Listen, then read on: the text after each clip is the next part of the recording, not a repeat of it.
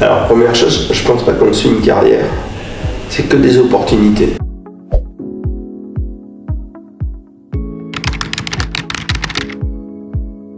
Donc, je m'appelle Hervé Drouillard, j'ai passé 40 ans dans l'industrie pharmaceutique et j'ai fait mes études à Bordeaux.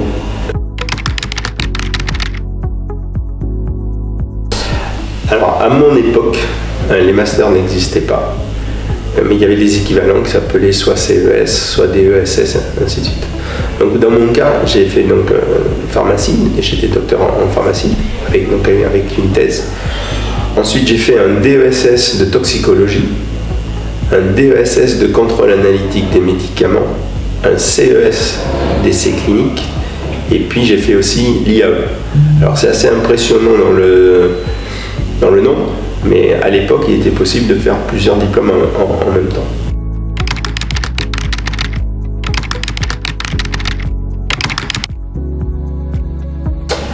Alors déjà, le terme carrière, pour moi, c'est toujours assez compliqué. C'est mon cheminement, on va dire.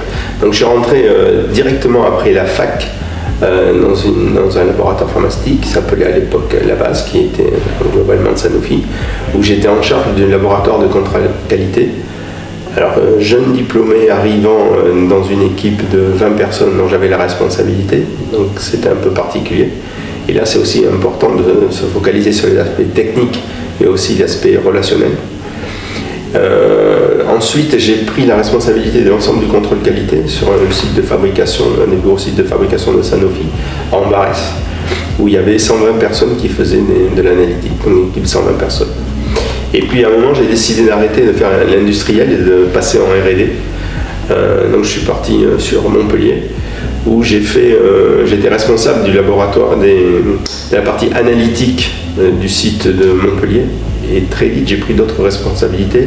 La responsabilité de l'ensemble des centres analytiques de la R&D de Sanofi. Alors c'était une grosse entité, il y avait 800 personnes, on était sur une quinzaine de sites. Et puis j'ai terminé ce que tu as appelé tout à l'heure carrière en étant responsable qualité de la R&D et en même temps pharmacien responsable pour la France. Donc là aussi j'ai appris plein de choses avec de travail multiculturel avec différents pays, animation d'équipe. Mais franchement, ce qui m'a toujours été le driver dans mon activité, ça a été le management d'équipe.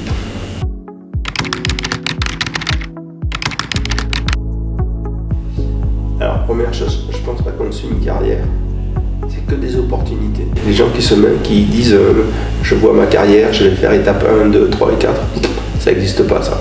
C'est les opportunités, les rencontres que l'on fait, les postes qui s'ouvrent, ainsi de suite. Donc moi je suis passé de l'industriel à la R&D parce qu'en fait, on est venu me chercher en disant que c'était un des premiers produits qui venait de la R&D qui allait passer en industriel. Et donc on a dit la meilleure façon de voir comment ça marche du côté industriel en étant en R&D, c'est d'embaucher quelqu'un ou de transférer quelqu'un de l'industrie R&D. Donc c'est comme ça que je suis arrivé. Donc j'ai dit oui parce que je suis curieux, je voulais savoir ce qui se passe. Et puis ce qui m'a très vite intéressé, c'était l'aspect multi-pays. Parce que dans l'activité que j'avais au niveau qualité, je couvrais l'ensemble des essais cliniques qui pouvaient avoir lieu dans le monde. Et puis j'avais des équipes en Chine, au Japon, en Europe, dans différents pays, aux États-Unis, je dois en oublier. Voilà. Donc c'est pour ça que ça a été l'évolution choisie, mais c'était par curiosité et puis par opportunité. Surtout le point important, c'est opportunité. Je n'ai jamais vu quelqu'un qui disait je vais faire carrière en faisant étape A, B, C, D qui est arrivé. Généralement, il est resté à l'étape A.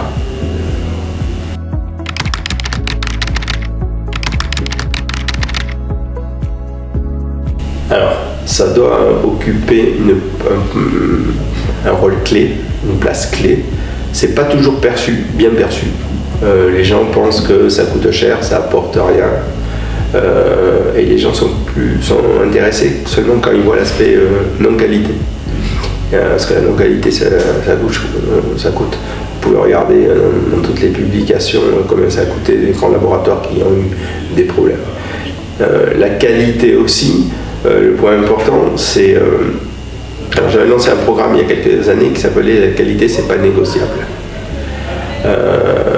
Il y a des règles qui existent, on peut les adapter, mais on n'a pas le choix. C'est-à-dire qu'on doit distribuer un produit qui est impeccable. Alors en étant à qualité, on essaye de répondre à ce besoin. Et en plus, comme on est potentiellement tous patients, on a aussi un aspect important. Donc ces qualités, c'est pas toujours apprécié, mais c'est certainement le métier où on a la plus grande diversité. On couvre tout le périmètre d'un développement d'un produit, de la toxicologie qu'on va regarder, parfois même de la recherche fondamentale où on peut participer, où on devrait participer, jusqu'à la fabrication des produits, les produits cliniques et pharmacologiques. Donc c'est un sujet très intéressant, certainement pas mis en valeur. À risque, puisqu'il y a aussi le rôle en France du pharmacien responsable. Il faut que vous sachiez que le pharmacien responsable, il a la responsabilité de tout ce qui peut se passer autour d'un produit et la responsabilité qui peut, si problème existe, aller en prison. Donc voilà, c'est pas pour vous faire peur, mais c'est la réalité.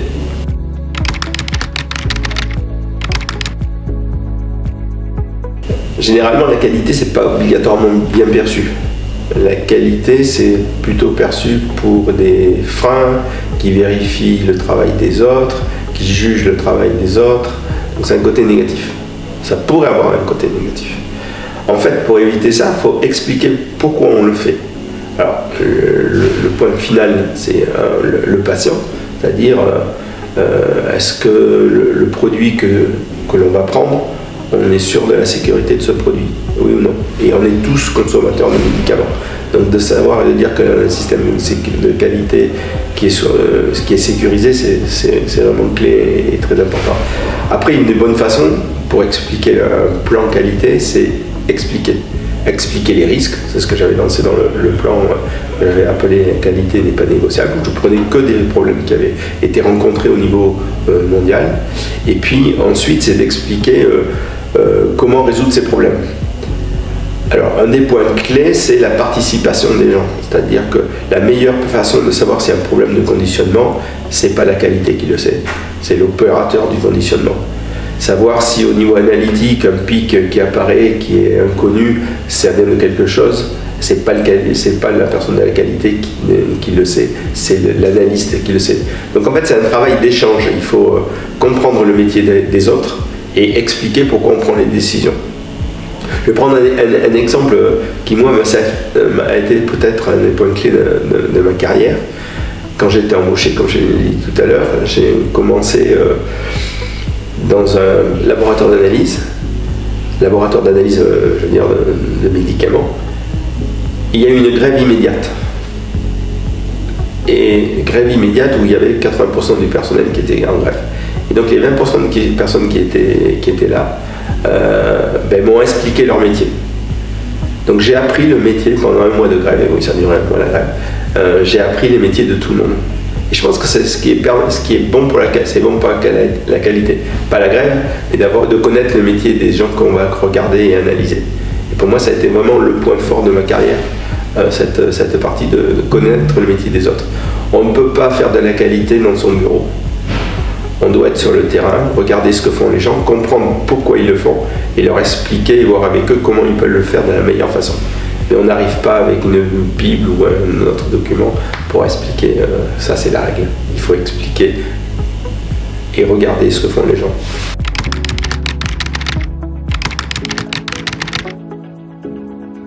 Alors aujourd'hui, IA, c'est un peu la tarte à la crème. Si on fait une publication n'importe quel sujet, si on ne met pas l'IA, on paraît être rétrograde et vieux sur le sujet. Ça a plein de possibilités, l'IA, ça c'est clair et net, mais ça a aussi des risques. Alors les possibilités, c'est notamment un meilleur traitement des données, une meilleure analyse des données plus rapidement. Pour info, les machines ont des cadences qui vont nous sortir des dizaines de milliers d'informations à la seconde. Aujourd'hui, on ne savait pas très bien quoi l'utiliser. Ça permet aussi d'analyser les défaillances, analyser les problèmes qu'on a pu rencontrer. Ça permet aussi d'améliorer la performance. Mais aujourd'hui, c'est quand même un des vrais sujets à se poser, c'est quels sont les risques de l'utilisation de l'IA. Alors c'est un peu aussi philosophique, c'est technique et philosophique. Et aujourd'hui, on se lance facilement dans les projets autour de l'IA, mais il faut quand même faire attention. Il ne faut pas oublier que je crois qu'il y a 20% des gens qui travaillent dans l'IA, dans les génies de l'IA, qui considèrent que le risque pour l'humanité est non négligeable de l'utilisation de l'IA. Donc oui, mais...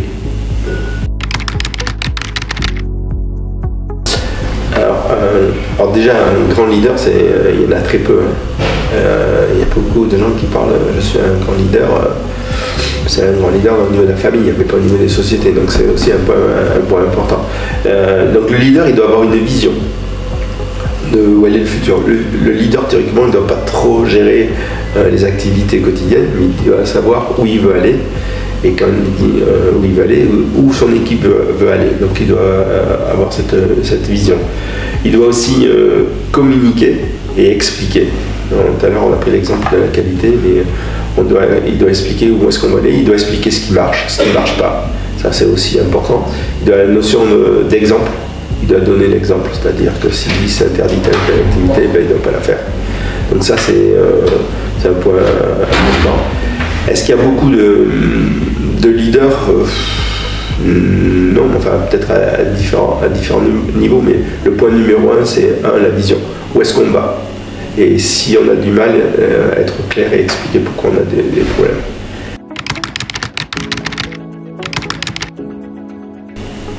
En fait, chaque individu, c'est une cellule, et les cellules ne vivent pas toutes seules, donc elles doivent interagir avec les autres. Donc dans le network, c'est un point...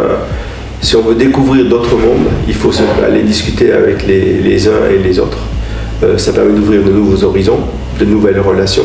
Et le fait de découvrir de nouveaux horizons et de nouvelles relations, ça permet de regarder ce qui se passe autour de soi et d'éviter de rester dans sa bulle. Network, c'est ce que je donnais souvent au conseil aux stagiaires que j'avais pour créer leur network. On allait voir les gens à droite et à gauche, mais je leur disais toujours, allez manger avec les gens que vous n'aimez pas. Parce que si vous faites un network que de personnes que vous aimez, avec qui vous entendez, ça fait un peu consanguinité, donc c'est pas trop intéressant. Donc, le premier conseil que je donnais à tous mes stagiaires et étudiants, s'il y a des gens que vous n'aimez pas, allez manger avec eux. Bon, alors après, c'est toujours bizarre quand on les voyait à table avec eux, mais je pense que c'est important. On ne peut pas faire un network que de personnes qui pensent comme vous.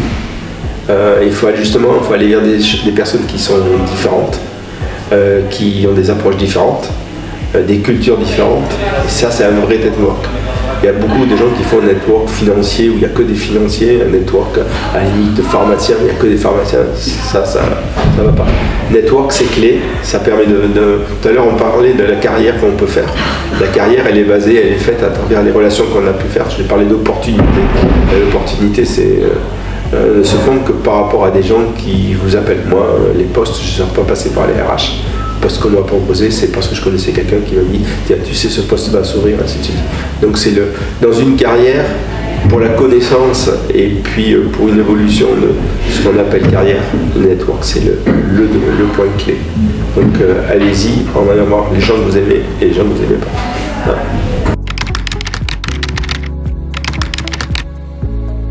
Alors ça, c'est toujours une question compliquée et qui ne sera certainement pas abordée de la même façon en France et aux États-Unis. Comme je mettais dans une publication dernièrement, c'est quand vous passez une interview aux États-Unis, on vous demande quels sont vos principaux échecs. En France, on ne vous posera jamais cette question. Donc les échecs, bon, d'abord, c'est une culture européenne et surtout française. C'est difficile à avaler parce que c'est un peu montrer nos faiblesses personnelles. Donc ça, c'est jamais apprécié. Mais je pense que si on fait une analyse régulière de ces échecs, moi, personnellement, je passais un quart d'heure tous les soirs à regarder ce que j'avais fait et là où j'avais fait des choses qui n'allaient pas. Et j'analysais pourquoi ça n'avait pas marché. Donc le fait de faire une analyse, un genre d'introspection régulière et quotidienne, ça permet de réagir immédiatement. Et l'autre point qui est important, pur français, quand on s'est trompé, tout à l'heure on parlait de la définition du leader. Le leader, il doit avoir la capacité de dire bonjour, je vous ai fait faire ça, je me suis trompé. Et je vous ai fait perdre du temps là-dessus. Donc c'est important de l'analyser, de comprendre pourquoi, et c'est important aussi de le reconnaître.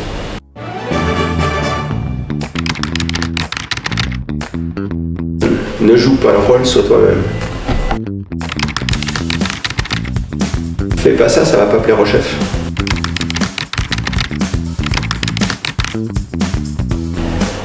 Qu'on devait dire non.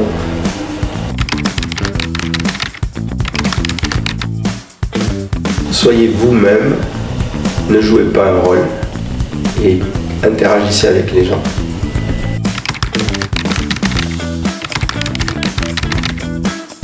Respectez les autres et en pharmacie, tout est possible.